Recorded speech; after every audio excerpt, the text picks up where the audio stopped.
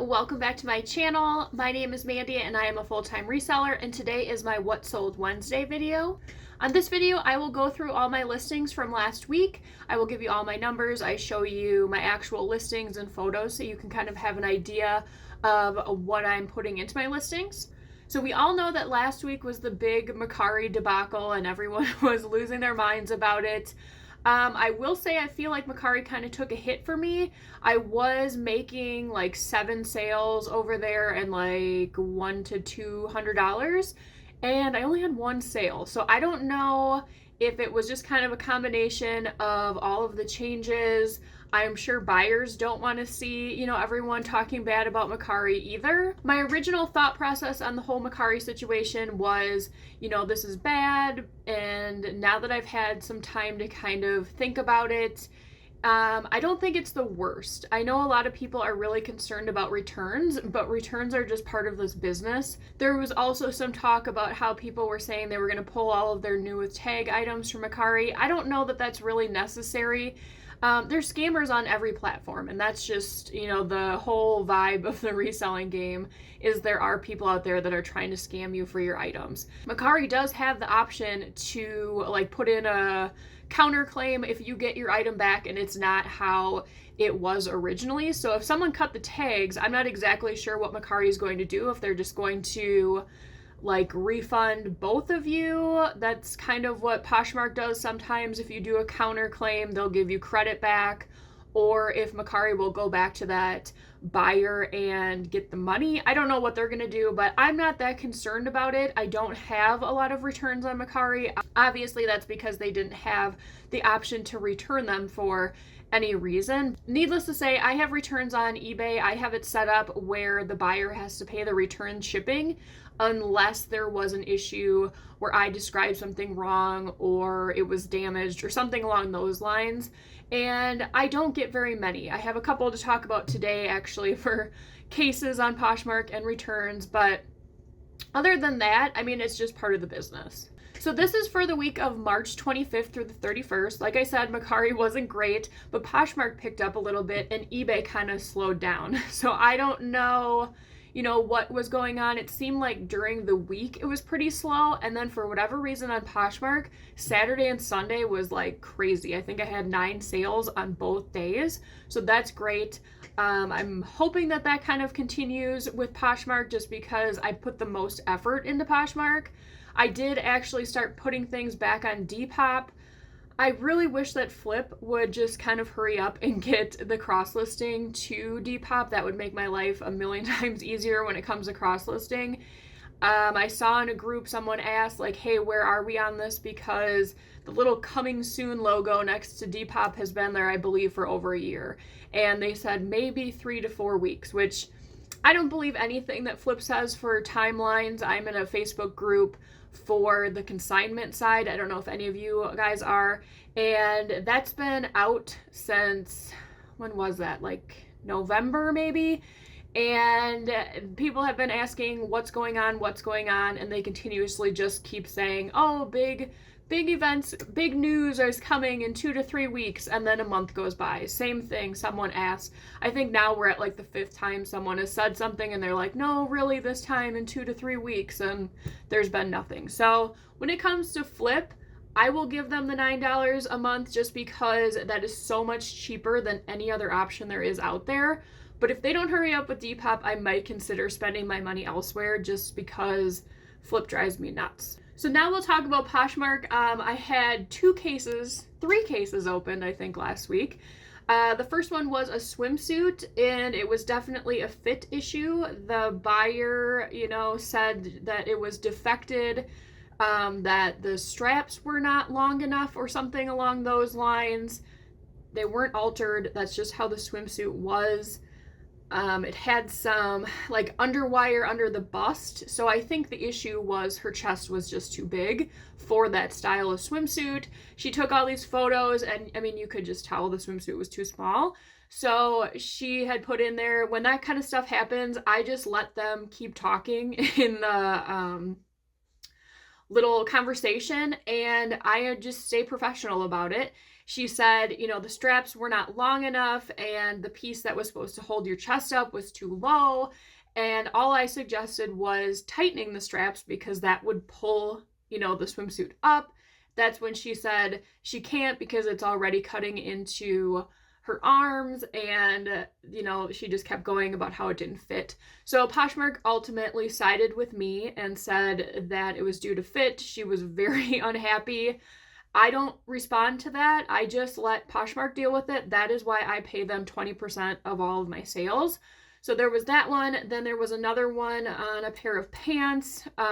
They were, first of all, they sent a picture.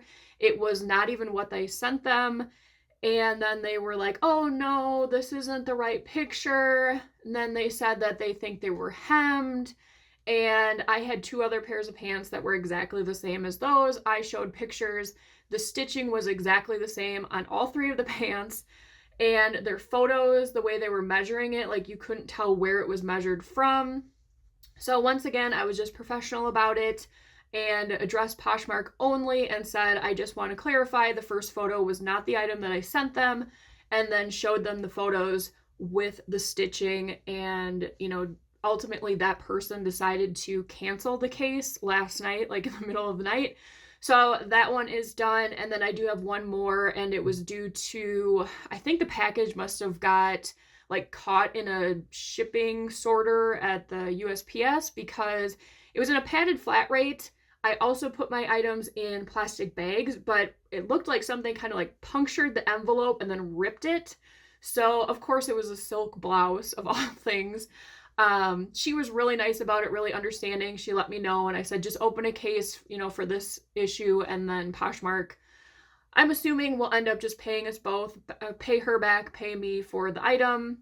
It was no one's fault. It was, you know, just damaged in shipping. I see a lot of very bad advice in Facebook groups when it comes to returns and cases. Just handle it professionally. I don't think there's any reason for people to just completely ignore someone. That is not good customer service. Treat them how you'd want to be treated. If they're coming at you, you know, snippy, then I understand just kind of saying the bare minimum. But if they're understanding, help them out. If they don't know how to open a case, I just don't think it's the best idea to just ignore them and then they're stuck with something and they don't even know, you know, that they could have opened a case. So just, you know, treat them how you would if you are running a true business. Make sure to have customer service. And then on eBay, I did have a return on, what was that? Like a Urban Outfitters shirt. I think they said it was too small. I do put measurements. After everything was said and done, I'm pretty sure they paid more in shipping to get it to them and then back to me than what they ended up getting refunded, because I don't refund their original shipping costs. I only refund what they paid. So that always kind of boggles my mind a little bit, but that's fine. You know, I got it back. I will relist it. And then, of course, on eBay, I did the dreaded grab the wrong item and sent it. So thankfully, I had another buyer that was super understanding. It was a pair of Kalia pants, and of course, I had like a short trench coat that was really lightweight, exact same color, that was in the same bin. I normally try and don't do that so that things are not easily grabbed if they're not the right item. And when I was even packaging it, I thought, oh, this seems like a little bit heavier than what I imagined these pants to be. I didn't open it. I should have. Regardless, she was really nice. She said, hey, I got this item. I should have had this.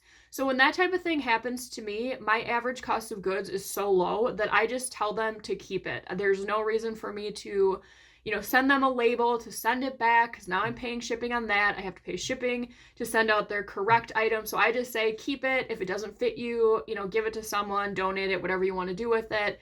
And then I ship out the correct item, you know, and that cost I have to have. So once again, you know, just own up to your mistake. It happens. It's not the end of the world. Be respectful to them. Be polite.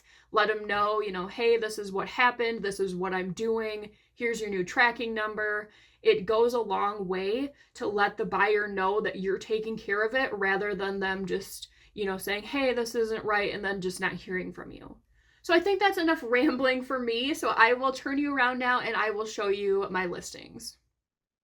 Okay, so like I said earlier, this is for March 25th through the 31st. I still have live sales grayed out. I haven't been doing them.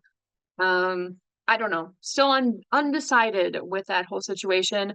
Macari, just the one sale, and it was a new listing, so it was part of their new structure with the fees.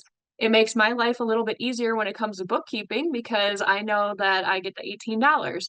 So just one thing sold there. Poshmark went up to 23, which is getting closer to my average, which is about 25, 30. I say that's my average, but I don't know because I feel like it hasn't been around there in quite a few months, so I might have a new average. We'll see. Gross sales were 574. After all the fees, I got 549.05.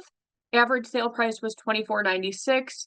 Definitely down this week. Last week, I think almost on all platforms, it was kind of in that 30 range.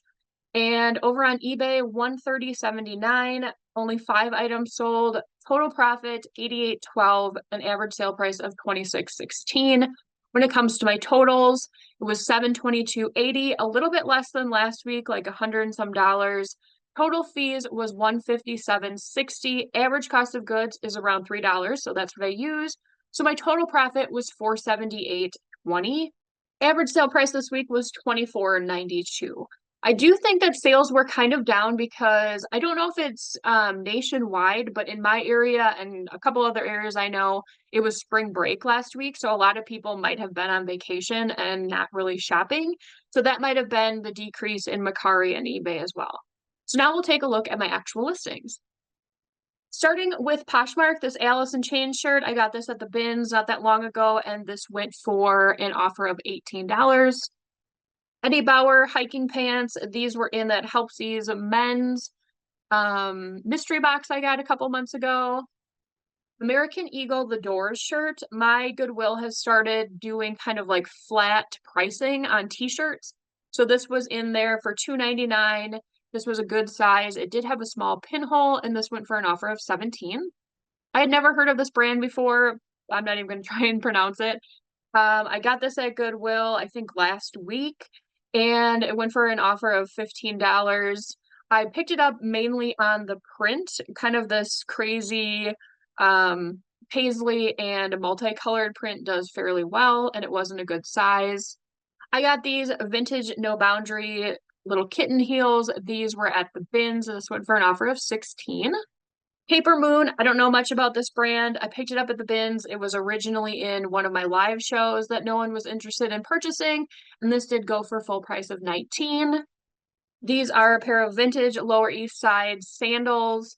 They're really chunky. I probably could have gotten more for these, but they did have a flaw that I didn't notice until I started listing them. As you can see right here, it was kind of pulling away. So I'm not exactly sure if they're going to try and fix that or what they're going to do, but this did go for my full offer or full asking price of $35. Time and True one-piece swimsuit. This came from that swimsuit bale. So like I said, I'm slowly making money back. There's only a few pieces in there that, were worth more than probably $15. So a lot of it's just going to be volume selling of like these smaller ones to get money back, but still $14 for a Walmart branded swimsuit is not bad. Third Love, this brand has kind of gone downhill for me. I used to be able to sell it, almost immediately after listing it. This did go for an offer of $18. This really isn't their traditional look, I don't think, for bras. The more subtle looking ones seem to do better. This was a vintage Wrangler button-up, like boot all over print shirt, and this went for an offer of $15. A lot of vintage items going out this week. Blackjack, I don't know this brand. It reminds me of something you probably could buy at like Zoomies or some sort of skate shop like that. This I had way overpriced, and this was something that when I was going back and, revamping some of my listings, I changed this one, the price on it, and it sold, I think, within a couple days of listing. This was a bundle, a Nickelodeon Tommy Pickles shirt, a NYX bra, and a J. Jill like button-up shirt, and this went for an offer of $65.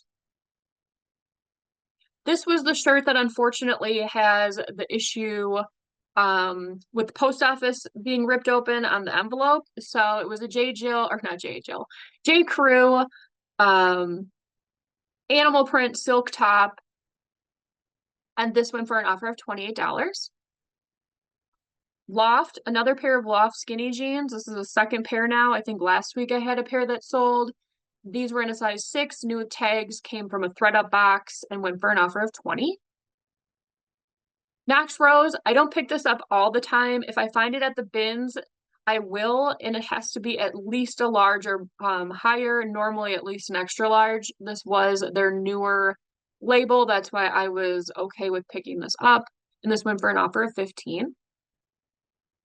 Cut from the cloth. I don't know what's going on with this brand. I said this for like the last 2 weeks. I just keep selling it. It seems like it's been sitting in my closet for like the last year, all of my cut from the cloth stuff, and now all of a sudden it's just flying out of my closet. So I don't know what's going on there, but I'm happy to see it. This went for an offer of 18. Another pair of Y2K chunkier shoes. These were Airwalk brand. I got these at Savers. I think I probably paid up for these closer to $8, and this went for 38. Eliza J. This came in one of my Quick Lot boxes, and this went for an offer of 80. Robert Graham, I showed this probably a month or so ago. It's the flip cuff shirt where it has the mixed print. I paid full price for this at Goodwill, like around $7. It was a decent size, and I thought that the print was quirky enough that I would make my money, make more money than just a traditional like striped shirt. So this did go for an offer of 40. I didn't know this brand. I picked this up originally at the bins. It was new with tags, and I thought, hey, it's a plus size 16. I'll throw it in one of my shows. Nobody wanted it. I think I did it like 2 or 3 times starting at $6. So then I thought, you know what, I'll just list it. And then I looked up comps and I was like, wow, I really should have listed this first. This sold, I think, within a week and a half of listing for $40. All in Motion, I have no problem selling things from Target. This came from the bins. I figured this would be perfect for summer and someone would probably want to pick this up. They don't go for a lot, but they do move quickly. So it has to be something that I know is going to move within a month or so. That's when I'll pick this stuff up. I don't want something that is not going to be a high return and sit forever. So that's kind of my, outlook on the Target workout brands. So this did go for an offer of 16. The one sale over on Mercari was a Patagonia shirt. It was new with tags. And then this did go for an offer of $18. Now on to eBay. This is another item I had in a live show no one was interested in. And this one went for an offer of 13. It was picked up at the bins. 13 isn't a lot, but this is just Croft and Barrow. That's Kohl's, I believe.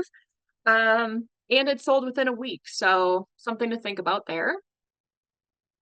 Time and True, another piece from that swimsuit bale, and this went for an offer of 8. Once again, not a lot, but I'm making my money back.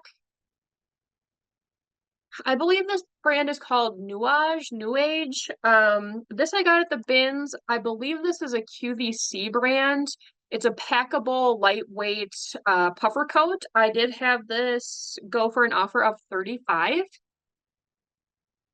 J. Jill, another pickup from the bins. That was another thing this week. A lot of things from the bins are going, which is great.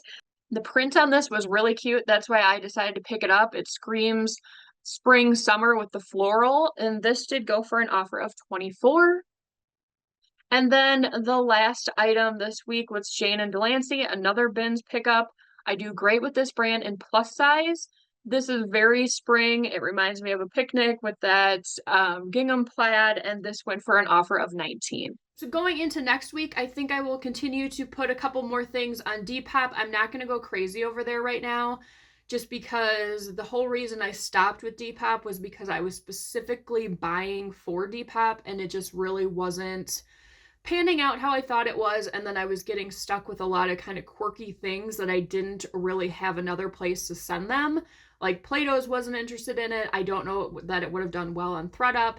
So I'm just kind of being mindful of what I'm putting over there. I'm hoping Mercari kind of goes back to where it was. I am looking at prices that I have there since now, the buyer is paying additional fees. I can lower some of my prices just because I had them higher in anticipation that I would be paying the fees. So I think I'm going to play around with that a little bit. Obviously continue keep listing things are going in the right direction, which I do like. I did buy, you'd think I would learn my lesson, but this, I don't know, we'll see. I did buy another micro bale, so that's 100 pounds of something. I did not get it from America's Thrift Supply. Like I said, I will probably never use that company again. This is from a different company. I'm not going to tell you what it is.